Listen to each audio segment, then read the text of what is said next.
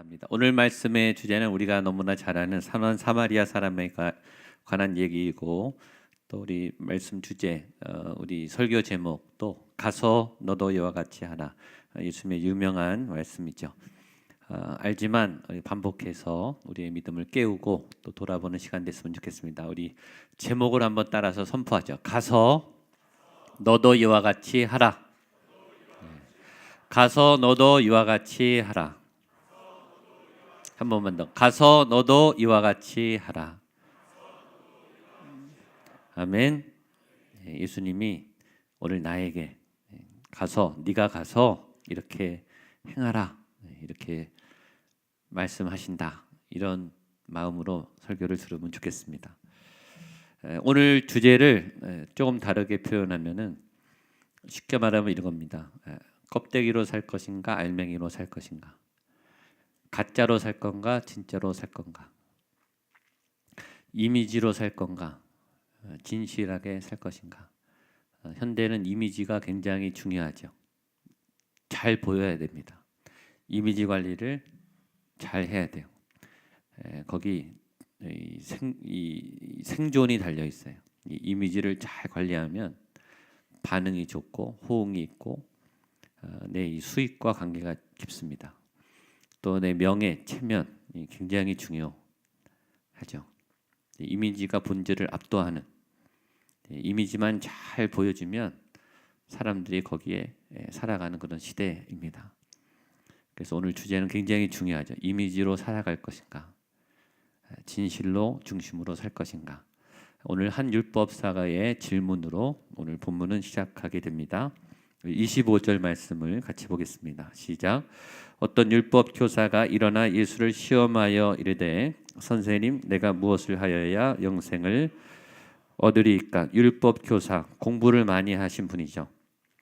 진리를 탐구하는 분이고, 적어도 율법 교사가 됐다면 이 사람은 학문을 하는, 진리를 탐구하는, 공부하는 사람이고 가르치는 사람이겠죠. 율법을 가르칠 정도니까 율법에 대해서 공부를 했을 뿐만 아니라 해박한 지식으로 우리 후학들을 가르치는 강단에 선 그런 탁월한 교사였을 것입니다. 그 사람이 질문을 가지고 예수님께 와서 질문을 하는데 성경은 이렇게 기록합니다. 예수를 시험하여 이르되. 그 의도가 선하지 않은 거죠. 우리에게는 질문이 있어요. 그 질문이 뭐냐, 무엇이냐에 따라서 우리의 의도가 사실은 드러나죠. 선한 질문이 있어요. 좋은 질문, 진리를 찾게 해주는 질문. 이따가 예수님도 질문이 나와요. 예수님의 질문은 선한 질문이고 따뜻한 질문이고 또 우리를 세워나가는 생명이 담긴 질문이에요.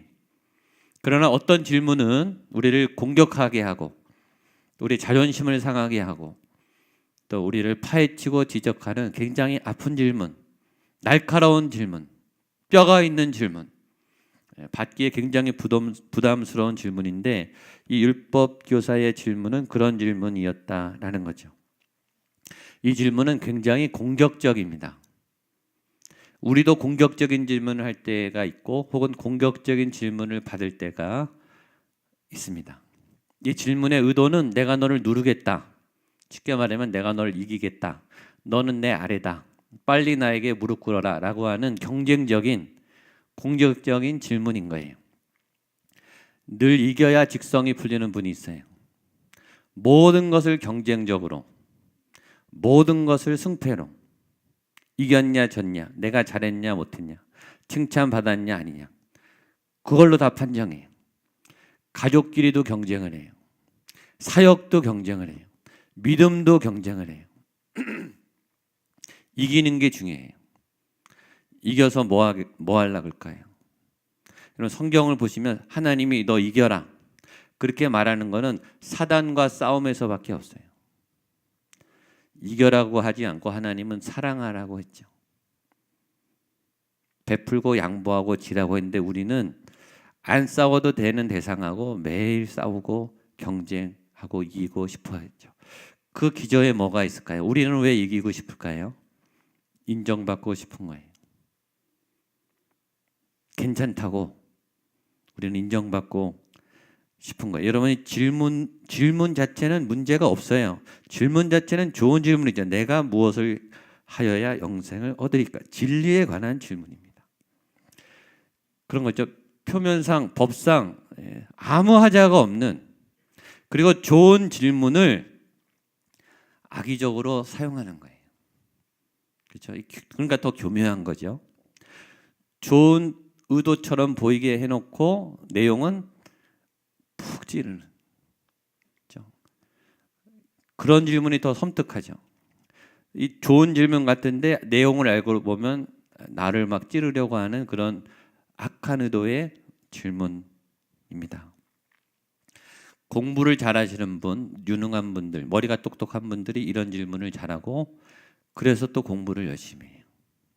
우리가 공부하는 목적, 우리가 학교에 가는 목적, 우리가 올라서야 되는 목적, 우리가 1등 해야 되는 목적이 더 이상 내가 짓밟을 수 없어서, 서러워서, 이걸 좀 모면해 보려고, 이 상처가 너무 힘들어서 상처를 가지고 공부를 해요. 그러니까 상처 있는 분들이 공부를 잘해요.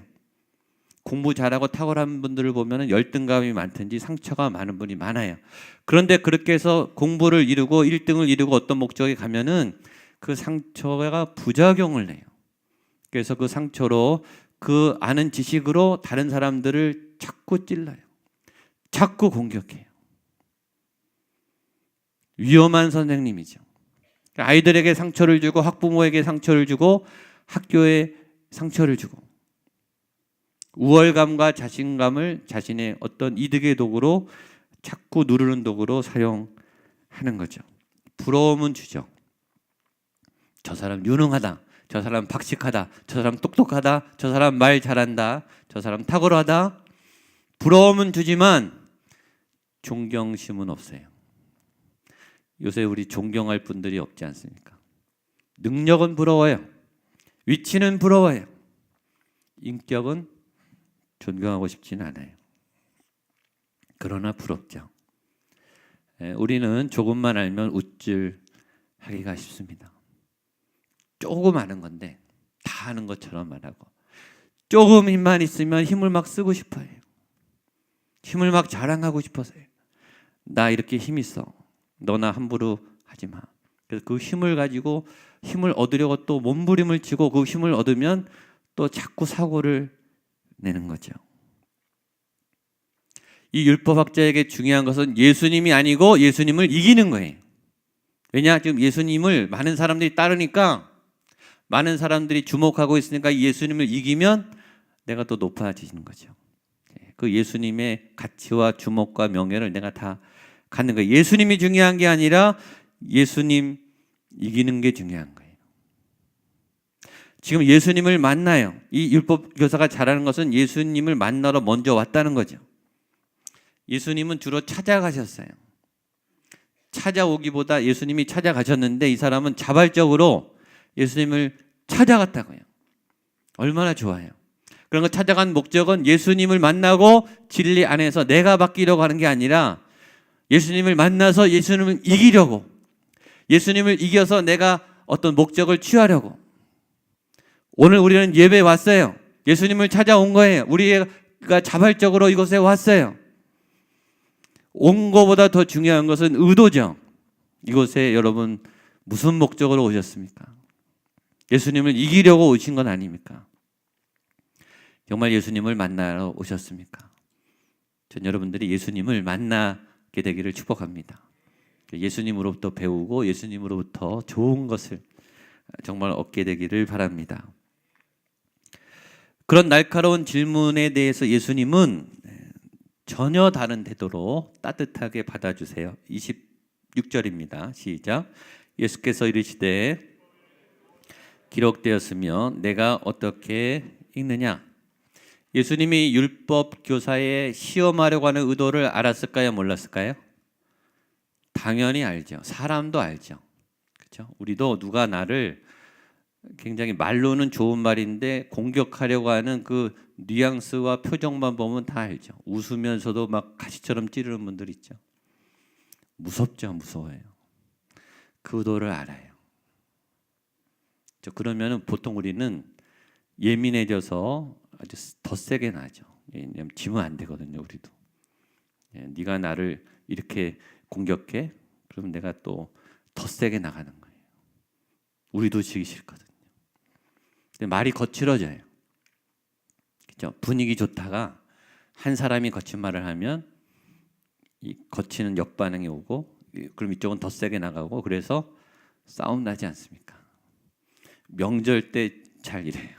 분위기 좋다가 누가 이상한 말 한마디 하면 이게 가속이 돼 가지고서 좋게 만났다가 막 얼굴 붉히고 헤어지고 그런 일들이 많죠. 근데 예수님은 굉장히 부드럽게 스펀지처럼 빨아들여요. 그래?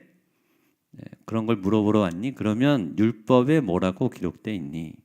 라고 굉장히 친절하게 말하세요. 주님, 우리의 분노와 우리의 악함과 이 가시 나무같이 아주 예리한 이런 악한 성품도 받아주시죠. 그러니까 예배가 좋은 거예요. 예수님이 이곳에서 우리의 악을 막 분노를 다 받아주시죠. 그러면서 원리를 보게 하는 거예요. 말씀의 율법에 뭐라고 기록되었느냐? 해답이 말씀에 있는 거죠. 해답이 원리 안에 있어요. 여러분들의 건강의 문제, 돈의 문제, 진로의 문제, 자녀의 문제, 말씀 안에 답을 찾게 되기를 축복합니다. 모르면 원리를 찾아가시면 됩니다. 예수님이 자, 말씀에 뭐가 있니? 예수님의 탁월한 방법은 대답을 직접 해주지 않고 스스로 찾게 하는 거예요. 왜냐하면 율법 교사 안에 진리가 이미 있어요. 그 안에 아름다운 마음이 있어요. 선한 마음이 있는데 지금 악에 지배되고 어둠에 지배되고 열등감과 상처에 지배돼서 죄를 짓고 있는데 예수님은 그 죄에 묻혀있는 우리의 선한 아름다운 깨끗한 말씀의 본질을 다시 일으켜주시는 분이에요. 그게 예배예요. 여러분, 그래서 교회 오면 다시 선해지는 거예요. 다시 착해지고 독이 빠지고 악이 빠지고 우리의 영혼이 깨끗해지고 주님은 우리에게 그걸 하시는 거죠. 그러니까 교회에서 예배를 제대로 잘 드리는 사람일수록 겸손해지고 순수해지고 아름다워져요. 근데 교회에 와도 예수님을 만나지 못하는 분일수록 날카로워지고 자기 일을 드러내고 자랑을 해요. 내가 한 게 얼만데 나를 이렇게 섭섭하게 하나? 내가 교회 한 게 얼만데 왜 교회가 나를 안 알아주나? 믿음이 좋은 사람일수록 예배만 드려도 감사해요. 모든 게 은혜예요. 우리의 상태이죠. 그래서 이분이 자기 안에 있는 진리를 꺼내기 시작합니다. 27절입니다. 시작. 대답하이르되 내 마음을 다하며 목숨을 다하며 힘을 다하며 주 너의 하나님을 사랑하고 또한 내 이웃을 내 자신같이 사랑하라 하였나이다. 여기 굉장히 중요한 두 가지 답이 있습니다. 질문을 다시 보겠습니다. 질문이 뭐죠? 선생님, 내가 무엇을 하여야 영생을 얻으리까? 이 안에 두 가지 질문이 있어요. 중요한 두 가지. 첫 번째는 영생을 얻을 수 있는가? 영원히 사는 길이 있는가? 죽지 않고 우리에게 영원이라는 것을 얻을 수 있는 길이 있는가? 두 번째는 그러면 그 영생을 얻는 길이 있다면 무엇을 해야 되는가? 이 두 가지 질문이에요. 그런데 스스로 예수님이 질문해서 이 율법교사가 답을 하는 거죠. 마음을 다하고 목숨을 다하고 힘을 다하여 주 너의 하나님을 사랑하고 이웃을 내 같이 사랑하라 하고 율법에 기록되어 있습니다. 이 말 안에는 숨은 대답이 있어요. 영생이 있다 없다? 영생은 있다. 아멘. 영생은 가능하다. 우리는 다 죽지만 우리 안에 영원히 살 수 있는, 다시 살 수 있는 하나님 나라의 천국에 들어갈 수 있는 기회는 있다 없다? 있다. 반드시 있는 거예요. 기회가 있습니다. 여러분에게 영생의 문이 열려 있는 줄로 믿습니다. 그러면 그 영생을 어떻게 얻는가 하면 사랑이라고 하는 답을 준 거예요. 성경에 하나님을 사랑하고 이웃을 사랑하면 천국에 들어갈 수 있다라는 거예요.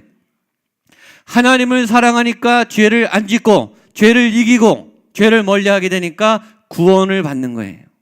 그게 구원이죠. 죄를 안 짓는 게 구원이에요. 죄를 이기는 게 구원이에요. 그럼 어떻게 이길 수 있는가? 하나님을 사랑하면 빛이 오면 어둠은 떠나간다. 그리고 그 하나님을 사랑하는 힘으로 이웃을 내 몸처럼 사랑하는 것이다 라고 사랑이라고 하는 답을 주셨어요. 영생은 가능한데 그것은 하나님의 사랑이다 라고 대답했어요. 그래서 예수님이 이런 정답을 보충해서 설명하십니다. 28절입니다. 시작. 예수께서 이르시되 내 대답이 옳도다. 이를 행하라. 그러면 살리라 하시니. 여기 추가로 하나로 예수님이 말씀했습니다. 내 대답은 옳은데 부족한 것이 있는데 이것을 행하는 것이다. 이를 행하라. 행하는 삶. 이미지로 사는 게 아니라 행하는 게 중요하다. 아는 것과 행하는 것은 다르죠. 율법 교사는 잘 알았어요. 그 똑똑함을 자랑하고 싶었어요. 예수님을 테스트하고 싶었어요. 예수님이 잘 아는지 모르는지 제대로 가르치고 있는지 예수님을 시험하고 싶었어요. 아는 것에 치중했지만 예수님은 이 율법 교사가 놓친 삶, 행동, 그렇게 행하는 것이 행해야 영생을 얻는다. 네가 안다고 영생을 얻는 게 아니라 네가 그렇게 살아야 영생을 얻는다라고 정곡을 찌르시는 말씀을 하셨어요. 1대0 졌어요. 여러분, 예수님하고 싸우면 져요. 말싸움에도 지고 인격적으로도 밀리고 영성은 비교도 안 되죠. 예수님하고 싸우지 마십시오. 예수님하고 싸우면 져요. 그냥 예수님한테 빨리 무릎 꿇고 잘못했다 그러면 돼요. 여러분, 아는 것과 사는 것은 다르죠. 죄인 줄 모르고 죄를 짓나요? 다 알고 짓죠. 거짓말인지 모르고 거짓말 하나요? 아는데 하지 않습니까? 아는데 행하지 못해요. 아는데 알아서 다 됐다고 생각해요. 아는 게 믿는 게 아니에요. 행하는 게 믿는 것이죠. 그게 잘못된 이미지예요. 내가 알면 아는 것처럼 그 이미지가 나를 둘러싸서 우리가 그렇게 사는 것 같은 착각을 일으켜요. 교회 나오고 하나님의 일을 하면은 내가 믿음이 좋은 것 같은 착각을 일으켜요. 그게 이미지가 주는 판타지죠. 그래서 예수님이 가서 행하라 라고 우리에게 말씀을 줬는데 이 사람이 예수님을 따랐으면 좋은데 양보하지 않습니다. 29절 보겠습니다. 시작. 그 사람이 예수께 여짜오되 그러면 내 이웃이 누구이니까. 거기 밑줄 치세요. 자기를 옳게 보이려고. 이게 이미지죠. 이미지. 자기 안에 악이 있고 자기 안에 행하지 않은 부끄러움이 있는데 자기가 잘 행하고 있는 것처럼 좋은 교사인 것처럼 그렇게 보이고 싶은 이미지에 이 사람이 끌려다니고 있어요. 그래서 자신의 현실을 인정하고 싶지 않아요. 졌는데, 죄인인데, 부족한데, 그렇게 살고 있지 않은데 그렇게 살고 있는 것처럼 주님 앞에 또 한 번 대들어서 그리고 또 질문해요. 그러면 이웃이 누굽니까? 말꼬리 잡는 거죠. 지기 싫으면 자꾸 치사해져요. 빨리 인정하는 것도 영성이에요. 왜냐하면 우리 안에 악한 본성이 이게 더 세게 올라와요. 반발하죠. 분노, 복수심. 네가 나를 눌렀어? 네가 나를 이겼어? 가만히 있지 않을 거야. 근데 하나님의 은혜가 오면 이걸 내려놓게 돼요. 복수심. 다시 이기고 싶은 마음. 이것이 다스려지게 되기를 바랍니다. 그래서 예수님이 못 알아들으니까 한 번 더 얘기하시면서 나온 작품이 그 유명한 선한 사마리아 사람 이야기입니다. 교회 안 다니는 사람도 다 알아요. 이 유명한 얘기가 여기서 나온 겁니다. 읽어보겠습니다. 30절에서 35절까지입니다. 좀 길지만 함께 읽겠습니다. 시작.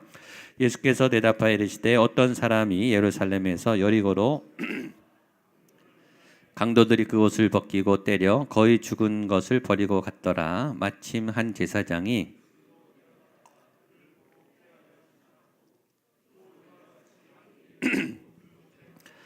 그를 보고 피하여 지나가되 어떤 사마리아 사람은 여행하는 중 거기 이르러 그를 보고 불쌍히 여겨 기름과 포도주를 그 상처에 붓고 싸매고 자기 짐승에 태워 주막으로 데리고 가서 돌보아 주니라.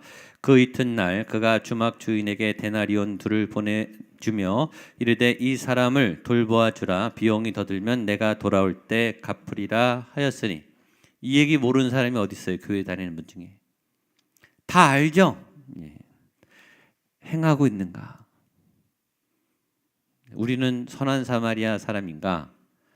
제사장과 레위인인가? 다 알지만 적용하게 되면 우리는 항상 걸려요. 멈칫하죠. 주님의 얘기는 비유로, 스토리로 쉽게 나옵니다. 얘기는 쉬워요. 다 알아들어요. 한 번만 들으면 다 알아들어요. 설명할 수 있어요. 교훈이 뭔지도 다 알아요.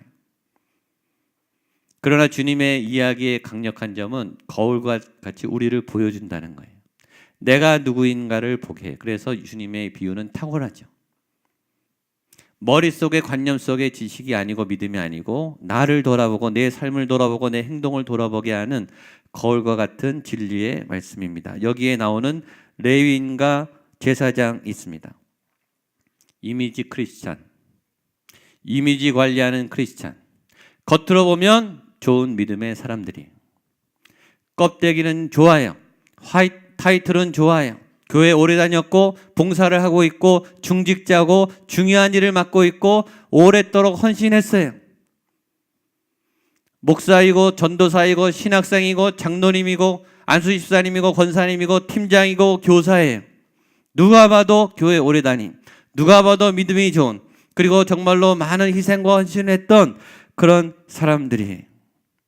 그러나 이 사람들은 신앙의 이미지에 사로잡혀 있는, 신앙의 타이틀에 사로잡혀 있는, 공동우의 항존직을 위해 우리가 기도해야 될 이유도 이 때문이에요.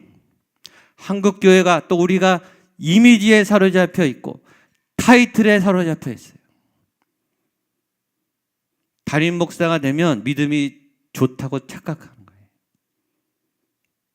자리가 그렇더라고요. 제가 설교하니까 제가 믿음이 좋다고 제가 착각을 하고 있더라고요. 자리가 믿음을 주는 게 아닌데 자꾸 자리를 전해요. 결정적인 순간에 현장에서 들통나는 거예요.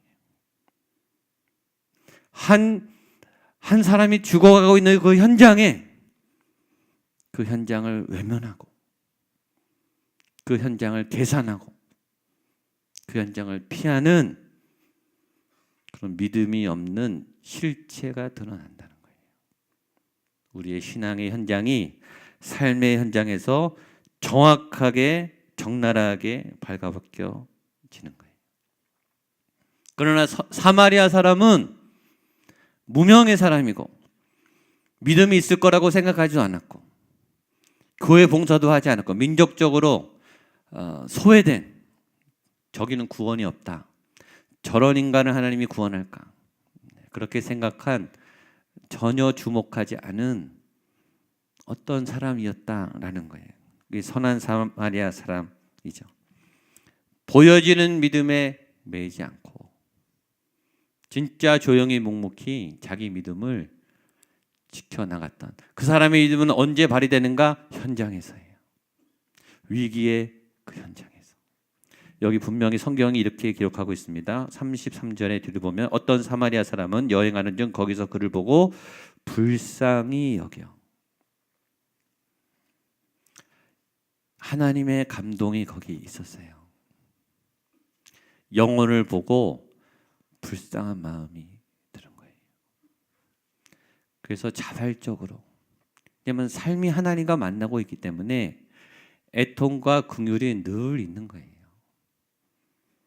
그러니까 기회를 얻든 못 얻든 현장만 나타나면 하나님의 열매가 나오는 거예요. 진짜 믿음이죠. 그런 그 그림을 이 간단한 얘기에서 정확하게 우리에게 예수님이 주고 계십니다. 그리고 질문하시죠. 36절 37절입니다. 시작. 내 생각에는 이 세 사람 중에 누가 강도 만난 자의 이웃이, 주님이 탁월하죠. 질문으로 대답을 하시잖아요. 질문으로 공격한 이 사람에게 멋진 따뜻한 긍정적인 희망의 질문으로 네 생각에는 누가 진짜 이웃이라고 생각하느냐라고 스스로 깨달음을 얻고 항복하도록, 이 주님의 아주 타고난 교수 학습 방법론입니다. 참된 이웃을 누가 정할 수 없고 참된 믿음을 이미지로 판단할 수 없고, 누가 나의 이웃인가를 묻기 전에 나는 정말 믿음이 있는 이웃인가를 돌아보게 하고, 세 번째, 진짜 믿음은 행함이 있는 믿음이 진짜다 라는 레슨을 우리에게 알려주셨습니다. 그리고 마지막에 가서 너도 이와 같이 하라. 우리 37절 마지막 한 번만 더 읽겠습니다. 시작. 이르되 자비를 베푼 자니이다. 예수께서 이르시되 가서 너도 이와 같이 하라 하시니라. 아멘. 그리고 마지막에 남긴 말씀이, 그래 가서 너도 그렇게 행해라. 공부만 하지 말고 설명만 하지 말고 너도 그런 삶을 살아. 너 설교만 하지 말고 너도 그렇게 살아. 저에게 예수님이 말씀하고 있죠. 제가 고난과 고통을 믿음으로 극복하라 이런 설교를 하는 거 하고, 암투병 말기에 죽음은 앞에 둔 분이 믿음을 잃지 않고 내가 고난 중에 예수님을 믿음으로 이겨내고 있습니다. 죽어도 나는 천국 갈 것입니다. 이렇게 얘기하는 거는요, 말 강도가 달라요. 그분은 암과 싸우는 삶의 현장이 있기 때문이죠. 삶이 있어야 말씀의 권위가 있는 거죠.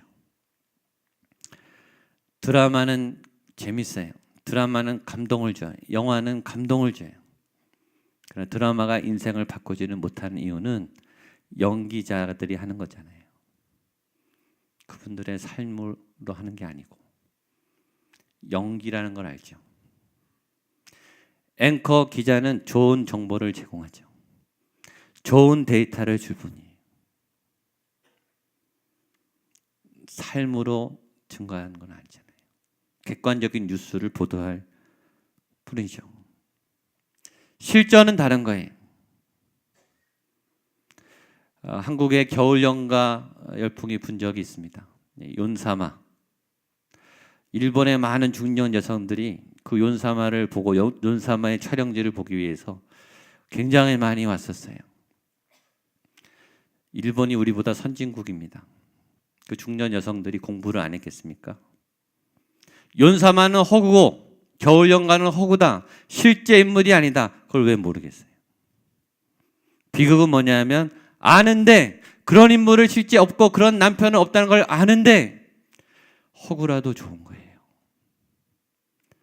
잠시 그 머리를 떠올리면서 거기 안에 안주하는 거예요. 왜냐? 현실이 너무 힘드니까. 현실이 힘들수록 판타지가 발달하는 거예요. 한국의 도깨비 열풍이 불고, 한국의 마법 열풍이 불고, 한국의 초현실적인 스토리가 난무하고 있어요. 게임이 난무하고 있어요. 사이버 월드가 커지고 있어요. 무슨 얘기입니까? 우리의 삶이 너무너무 고통스럽다는 거예요. 현실을 도망가고 싶고 상상인 줄 알지만 거기 가서 숨고 싶다는 거예요. 그만큼 힘들어요.